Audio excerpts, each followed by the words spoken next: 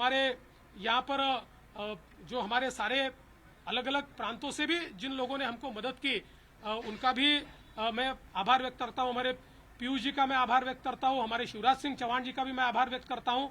मुझे ऐसा लगता है कि एक प्रकार से सामूहिक रूप से हम लोग जब उतरे तो ये सामूहिक ताकत एक ऐसी ताकत बनी जिसने दिखा दिया कि महाराष्ट्र ये मोदी जी के ही साथ है।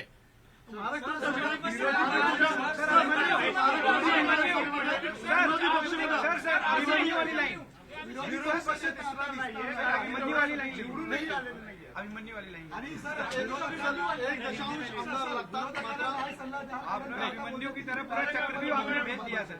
ऐसा है, मैंने पहले ही कहा था कि मैं आधुनिक अभिमन्यु हूँ, चक्रव्यूह को भेदना जानता हूँ। हमने चक्रव्यूह को भेदा है और ये कोई मैं पहले भी कह रहा हूँ, वापस कह रहा हूँ, इस विजय में मेरा बहुत छोटा उसमें मैं समझता हूँ कि सहभाग है। एक ये हमारी जो पूरी टीम है, इस टीम ने इस विजय को लाया है। मला असं वाटतं की कुठल्याही लोकशाहीमध्ये एक चांगला विरोधी पक्ष असणं हे गरजेचं आहे। त्यामुळे जे काही विरोधी पक्षाचे लोक निवडून आलेले आहेत त्यांचा आम्ही सन्मान करू। त्यांचा आवाज छोटा असो की मोठा असो, ते ज्या योग्य गोष्टी सांगतील त्या योग्य गोष्टींवर आम्ही त्यांना प्रतिसाद देऊ।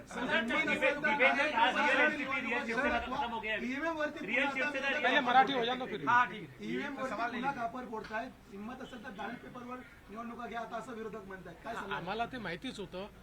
जर झारखंडमध्ये झारखंड मुक्ती मोर्चा जिंकला तर तिथलं ईव्हीएम टॅम्पर प्रूफ परफेक्ट एकदम जनमताचा कौल लोकशाहीचा विजय।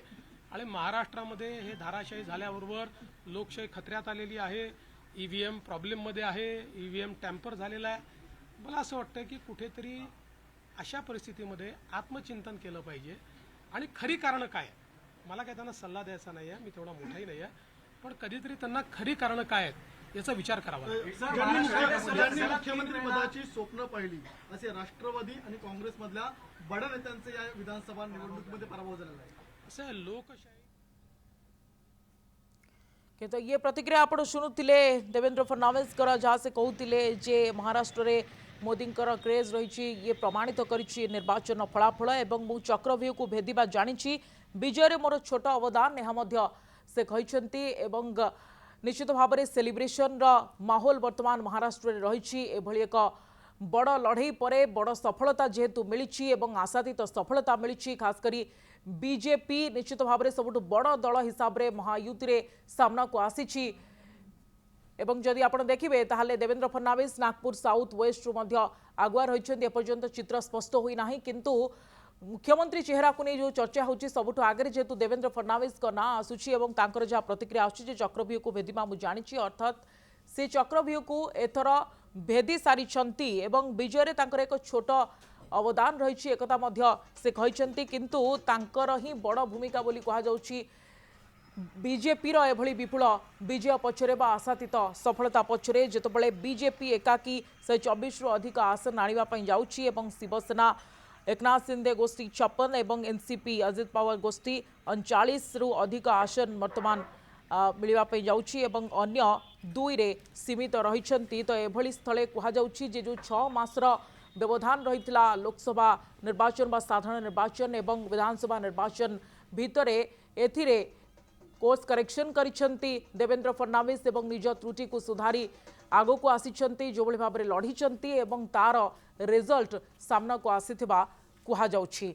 एवं झारखंड कथा यदि आप देखिए ताहले जेएमएम कांग्रेस मेंट बा इंडी मेंट वर्तमान 55 आसन रे आगुआ एवं जदि आप एनडीए कथा देखिए ताहले 25 ये चित्र कोटना कोटी स्पष्ट हो गलानी किछि सीट्र एपट सेपट हो पारे किंतु चित्र जहाँ स्पष्ट जे इंडी मेंट ही सरकार गढ़िया जाउछि झारखंड रे एवं कहा जाउछि विभिन्न फैक्टर सेठारे काम करिछि से महिला भोट हो साइलेंट भोट जहाँ को कहा जाउछि ग्रामीण भोट हो खास करी आदिवासी भोट ये व्यापक मात्रा रे जेएमएम रो सपोर्ट रे आसबा कहा जाउछि एवं कल्पना सोरेन जे कि मया योजना को घरे घरे पहुंची प्रति महिला पाखे पहुंचाई याकू मध्य गोटे बड़ फैक्टर बोली कहा जाउछि जेएमएम रो बा इंडी मेंटर एभली विजय पछरे आपने लगातार भाव में आम आलोचना करबा आम सहित मध्य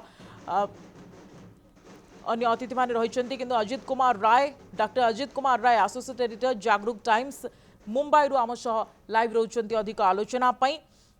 डॉक्टर राय स्वागत है आपका कनेक्ट न्यूज पर।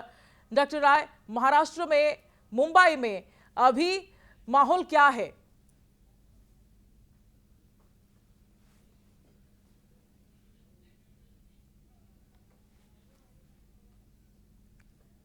टे जोगाजोग रे त्रुटि देखा दी पुणी थे जोगाजोग करने चेष्टा करुचु। डॉक्टर राय सहित एसोसिएट एडिटर मुंबई जागरूक टाइम्स आम सहित महाराष्ट्र निर्वाचन विषय आलोचना करने पुणी थे खूब शीघ्र जोड़ी हेबे।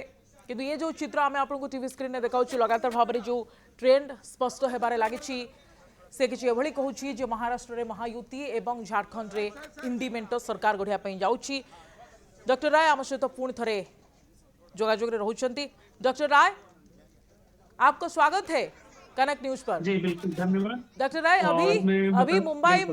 अभी मुंबई में माहौल कैसा है? जी मुंबई में अगर कहें तो पूरी तरह से भगवा में माहौल है, भाजपा में माहौल है। हर तरफ देवेंद्र फडणवीस के नारे हैं। हालांकि शिंदे और उनकी टीम अभी दावा कर रही है कि फिर से हमें मुख्यमंत्री मिले, लेकिन भाजपा पूरी तरह से तय करके चल रही है कि देवेंद्र फडणवीस ही अगले मुख्यमंत्री होंगे। जी देवेंद्र फडणवीस ही मुख्यमंत्री बनेंगे? बिल्कुल बिल्कुल। हालांकि पिछले गठबंधन के तहत इन्होंने कुछ नीतिगत फैसले लिए थे, पर जिस तरह से कार्यकर्ताओं में निराशा देखने को मिली थी और पार्टी पदाधिकारी फडणवीस के साथ हैं, इस बार ऐसा नहीं लगता कि केंद्रीय नेतृत्व किसी प्रकार का कोई और फैसला ले। तो ये लगभग तय है कि देवेंद्र फडणवीस अगले सीएम होंगे और शिंदे जी हो सकता है उप मुख्यमंत्री की भूमिका में हो। दोनों के पद आपस में बदल जाए। लेकिन क्या एकनाथ शिंदे और अजित पवार का गुट इसमें संतुष्ट हो पाएंगे? देखिए, अगर अजित पवार जी की बात करें तो अजित पवार जी पहले से ये निश्चिंत है कि मुझे उप मुख्यमंत्री से ज्यादा और कुछ मिलने वाला नहीं। अजित पवार जी जितनी बार बनते हैं उनकी सिर्फ डिमांड यही रहती है कि मुझे उप मुख्यमंत्री पद दे दो और वित्त मंत्रालय दे दो। तो उनको इस बार भी ये दोनों मंत्रालय आराम से मिल जाएंगे। रही बात शिंदे जी की, तो जो शिंदे जी की राजनीति है वो पूरी तरह से कार्यकर्ता की राजनीति है और वो समर्पित भाव के साथ रहते हैं। अगर हम देखें तो जब उन्हें मुख्यमंत्री के रूप में बीजेपी ने प्रेजेंट किया था, तब भी वो ये नहीं मान करके इस गठबंधन के साथ आए थे कि मुझे मुख्यमंत्री बनाया जाएगा। उनको गठबंधन के साथ जुड़ने और पार्टी तोड़ने के पीछे अन्य कारण थे। और शिंदे जी ने हमेशा ये कहा है कि केंद्रीय नेतृत्व तय करेगा और फडणवीस जो है मुख्य भूमिका में रहते हैं। तो इस गठबंधन में सीएम पद को लेकर कोई तकरार देखने को नहीं मिली। जी, जो आप बता रहे हो कि सीएम पद को लेकर कोई टकराव नहीं है, पूरा पिक्चर क्लियर है, देवेंद्र फडणवीस जी बनेंगे। लेकिन क्या कारण आप देखते हैं डॉक्टर राय ये जीत के पीछे, ये मासिव मैंडेट के पीछे? जी देखिए, इसमें दो तीन कारण हैं। पहले तो अगर हम भाजपा महायुति के एंगल से देखें, इन्होंने चुनाव से 6 महीने पहले लाडली बहन योजना, लाडला भाऊ योजना, स्वास्थ्य बीमा योजना, मुफ्त यात्रा जैसी योजनाएं घोषित की, युवाओं के लिए जो प्रशिक्षण की व्यवस्थाएं की। साथ में इन्होंने एक और ऐसी योजना दी जिसमें किचन किट दिए गए महिलाओं को। तो भाजपा ने महिला वोटर को पूरी तरह से अपने पक्ष में कर लिया, निम्न वर्ग को अपने पक्ष में कर लिया, युवाओं को पक्ष में कर लिया, लड़कियों को अपने पक्ष में कर लिया। दूसरी तरफ हम इनके गठबंधन के एंगल से देखें तो इन तीनों के बीच बहुत ही मजबूत गठबंधन था, आपसी समन्वय बहुत अच्छे थे। यहाँ तक अगर देखें कि मुंबई सीट में ही भाजपा के 2 नेता शिवसेना के टिकट पे लड़े, जिन्होंने 1-2 दिन पहले भाजपा छोड़ी और शिवसेना के टिकट पे कैंडिडेट बनकर के सामने आए, क्योंकि शिवसेना की डिमांड थी कि हमें सीट मिले और भाजपा का कहना था कि कैंडिडेट हमारा, और कहीं भी कोई दुराव देखने को नहीं मिला। तो इन तीनों के बीच आपसी समन्वय बहुत था। विरोध में वहीं अगर हम महाविकास आघाड़ी को देखते हैं तो महाविकास आघाड़ी के तीनों दल खुद को पहले बड़ा भाई बनाने की कोशिश में लगे रहे। तीनों दल की एक कामना थी कि हम सबसे ज्यादा सीटें जीत के आए। और विशेषकर हम शरद पवार जी की बात करें, जिन्हें चाणक्य कहा जाता है, हालांकि देवेंद्र फडणवीस जब से राजनीति के चाणक्य के रूप में सामने आए हैं, शरद पवार जी को लोकसभा चुनाव छोड़ दें तो बार बार मात खानी पड़ रही है।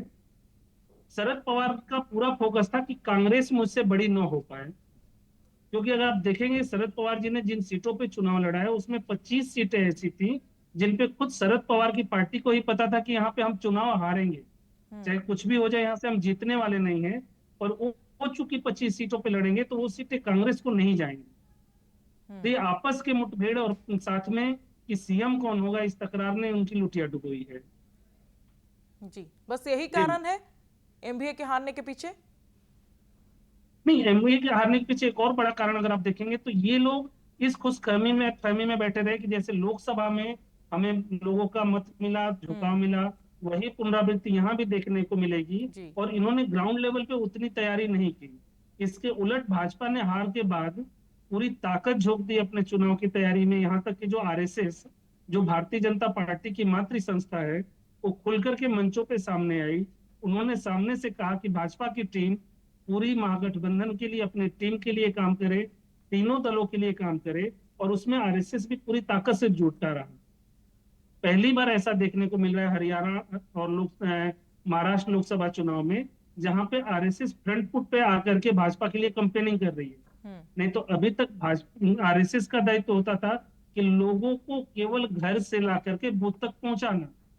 अभी आरएसएस लोगों को शहरों से, गांवों से जोड़ जोड़ करके अपने न केवल भाजपा के पक्ष में बल्कि गठबंधन के पक्ष में फील्डिंग लगा रही है। तो आरएसएस का एक बहुत बड़ा योगदान रहा महायुति का, बीजेपी का ऐसे सफलता के पीछे। और एमवीए की बात करें तो उद्धव ठाकरे की गोष्ठी कहीं ना कहीं उद्धव ठाकरे का ये माइनस पॉइंट रहा। आप ये भी मानते हैं क्या डॉक्टर राय की जो चुनाव चिन्ह है, वो सिंबल है, वो लोगों तक पहुंच नहीं पाया? नहीं, देखिए, सिंबल की बात करें तो सिंबल से बहुत कम ऐसे मतदाता प्रभावित होते हैं, क्योंकि आज शिक्षा का स्तर काफी बढ़ गया है, चुनाव प्रचार के संसाधन बहुत हो चुके हैं, आम मतदाताओं तक नेताओं की पहुंच बड़ी आसानी से हो जा रही है। पहले होता था कि कई सिंबल को लेकर के थोड़ा कंफ्यूजन होता था। अगर यहाँ पे जो आपको बात की उद्धव ठाकरे जी की, तो वहां पे उनके साथ माइनस पॉइंट गया कि ये केवल गद्दार घोषित करने में, शिवसेना को बंडखोर कहने में लगे रहे। उसके उलट एकनाथ शिंदे जी की राजनीति की जो शैली है, वो पूरी तरह से जमीन लेवल पे राजनीति करते हैं, लोगों से जाके जुड़ते हैं, कार्यकर्ताओं के लिए उपलब्ध रहते हैं। वहीं उद्धव साहब ठाकरे के लिए है कि उनके लिए नेता भी उपलब्ध नहीं रहते। यहाँ तक कि विधायक उनके आवास के सामने बैठे रहते थे जब वो सीएम थे, और रात रात भर बैठने के बाद भी उनसे मुलाकात नहीं हो पाती थी। ऐसा जब पार्टी टूटी थी उस समय बयान आए थे। तो ये सारे फैक्टर काम किए जो कहीं ना कहीं इनके और इनकी गलतफहमी कि हम जीत रहे हैं, लोग हमारे साथ हैं, वो इनको ले डूबी। जी, और जो बटेंगे तो कटेंगे और एक है तो सेफ है का नारा बीजेपी ने दिया, और ये कहा जा रहा था कि ग्राउंड में ये काम नहीं करेगा, लेकिन ये तो बड़े पैमाने पर काम करता हुआ अभी दिखा रहा है। जी, उसके पीछे दो कारण हैं। यहाँ देखें कि महाराष्ट्र में जब लोकसभा चुनाव संपन्न हुए तो उस समय बीजेपी ने एक इंटरनल सर्वे कराया, जिसमें उन्होंने पाया कि 14 लोकसभा सीटों पे बीजेपी गठबंधन की जो हार हुई है, जिसके अंतर्गत लगभग 86 विधानसभा सीटें आती हैं, उन 86 विधानसभा सीटों में से 54 पे जो थी बीजेपी लीड कर रही थी, और अन्य सीटों पे जहां पे एक तरफा वोटिंग होने, जिसको बीजेपी ने वोट जिहाद का नाम दिया था, उसकी वजह से लोकसभा सीट से हार गए। तो उसके पैरेलल बीजेपी ने वोट जिहाद के पैरेलल कटेंगे तो बटेंगे तो कटेगा का नारा दिया। थोड़ा बहुत उसका विरोध हुआ तो उन्होंने एक है तो सेफ है का नारा दिया, और यह नारा काफी हद तक काम किया है यहाँ पे, विशेषकर उन क्षेत्रों में जहां पे ध्रुवीकरण देखने को मिला था लोकसभा चुनाव में विपक्षी दलों के साथ। जी, एक तरह से ओवर कॉन्फिडेंस में आगे थे क्या उद्धव ठाकरे, राहुल गांधी हो या शरद पवार हो, इसीलिए ऐसा देखने को मिला? क्योंकि लोकसभा इलेक्शन में अगर हम देखें तो रिजल्ट कुछ अलग ही था।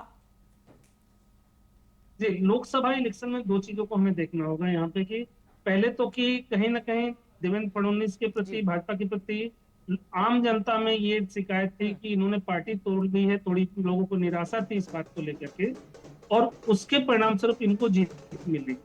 दूसरी तरफ अजीत पवार धुर विरोधी माने जाते थे, भाजपा उनके खिलाफ भ्रष्टाचार के आरोप लगाती थी, तो इन सब चीजों का बीजेपी को नुकसान उठाना पड़ा था। इसी के भरोसे कि हमें लोकसभा चुनाव की तरह ही विधानसभा में भी फायदा होगा, महा विकास आघाड़ी बैठी रही।